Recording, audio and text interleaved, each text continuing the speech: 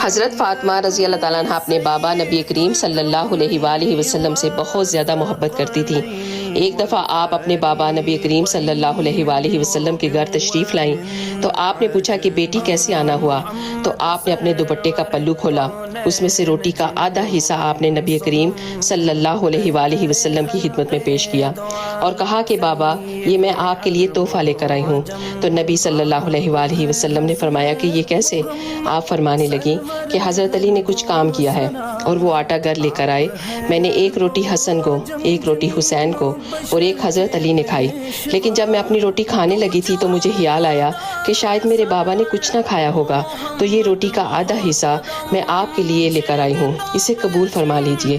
تو ہمارے نبی صلی اللہ علیہ وآلہ وسلم نے کہا کہ بیٹی مجھے قسم ہے اپنے رب کی، 3 دن سے میرے پیٹ میں روٹی کا ایک لقمہ تک نہیں گیا۔ اللہ اکبر۔ اس ویڈیو